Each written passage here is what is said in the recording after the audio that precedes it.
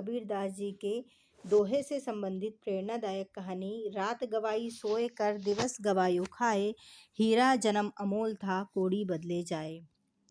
गंगा के किनारे बसा एक छोटा सा ग्राम था। मिट्टी की सौंधी महक, हरियाली से लहलहाते खेत और सुबह होते ही पक्षियों का मधुर कलरव, सब कुछ मानो प्रकृति की गोद में पल रहा था। उसी गांव में हरिराम नाम का एक किसान रहता था। वह परिश्रम की प्रतिमूर्ति था। भोर की पहली किरण के साथ उठता, स्नान कर ईश्वर का स्मरण करता और हल लेकर खेत की ओर निकल पड़ता। किंतु उसके जीवन की सबसे बड़ी चिंता उसका इकलौता पुत्र मोहन था। मोहन युवक हो चुका था, शरीर से स्वस्थ, बुद्धि से तेज, पर स्वभाव से अत्यंत आलसी। जब पिता खेत की ओर जाते तब वह गहरी नींद में सोया रहता। सूरज सिर पर आ जाता तब कहीं जाकर उसकी आंख खुलती। उठकर बिना किसी संकोच के माँ से कहता, भोजन दो। फिर मित्रों के साथ गांव में इधर उधर घूमता, हंसी मजाक करता, कभी नदी किनारे बैठा रहता।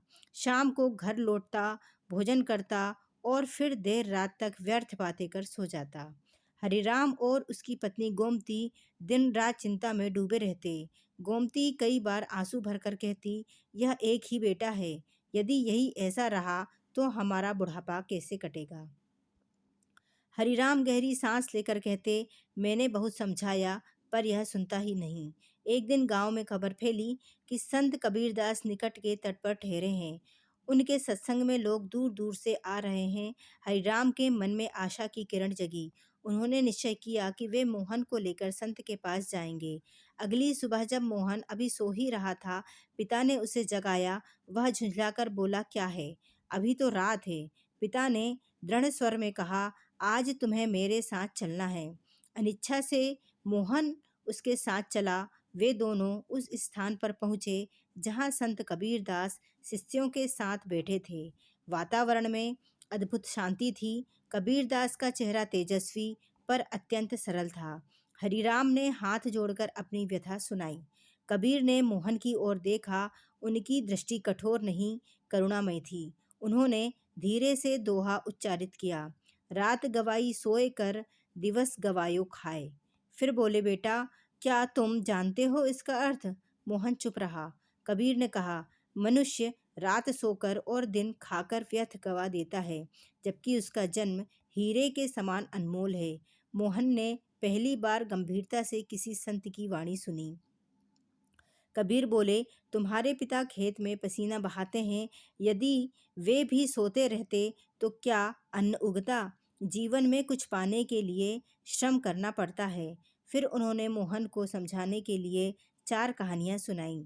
पहली, सोया हुआ बीज। कबीर बोले, एक खेत में 2 बीज पड़े थे।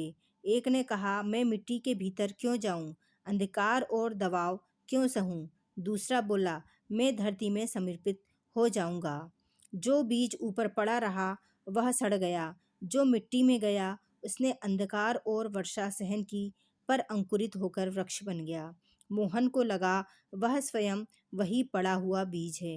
दूसरी कथा, कच्चा और पक्का घड़ा। एक कुम्हार ने 2 घड़े बनाए। एक ने आग में जाने से मना कर दिया, वह कच्चा रह गया और पहली वर्षा में गल गया।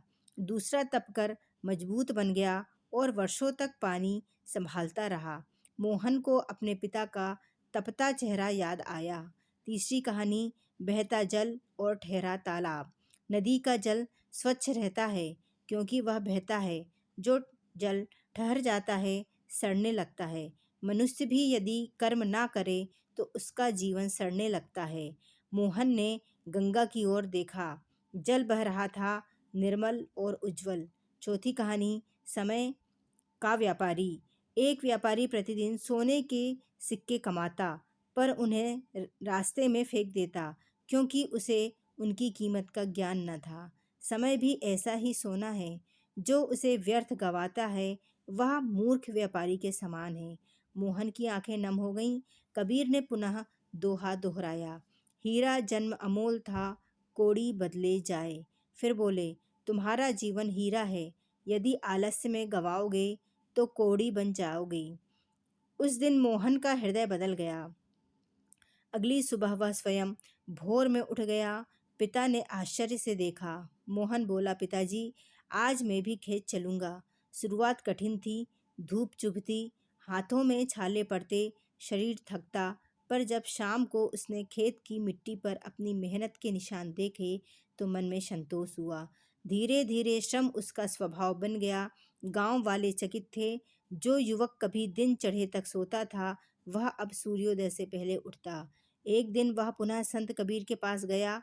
उसने चरण स्पर्श कर कहा, गुरुदेव, आपने मेरा जीवन बचा लिया। कबीर मुस्कुराए, मैंने कुछ नहीं किया, मैंने केवल तुम्हें तुम्हारा हीरा दिखाया। मोहन ने विनम्र स्वर में कहा, अब मैं समझ पाया हूँ, समय ही जीवन है। वर्ष बीतते गए, हरिराम वृद्ध हो गए, पर अब उन्हें चिंता न थी। मोहन ने खेत संभाल लिए। उसने नए तरीके अपनाए, अधिक परिश्रम किए और गांव के अन्य युवाओं को भी प्रेरित किया। वह अक्सर अपने साथियों से कहता, रात गवाई सोए कर, दिवस गवायो खाए। और फिर जोड़ता, यदि हम अभी न जागे तो जीवन हाथ से निकल जाएगा। गांव में परिवर्तन आने लगा। युवाओं ने आलस्य छोड़ दिया। खेतों में हरियाली और घरों में प्रसन्नता बढ़ने लगी। एक दिन गोमती ने संतोष से कहा, आज मेरा बेटा सचमुच बड़ा हो गया। मोहन ने मुस्कुराकर उत्तर दिया, माँ, मैं तो केवल अपने हीरे को पहचान पाया हूँ।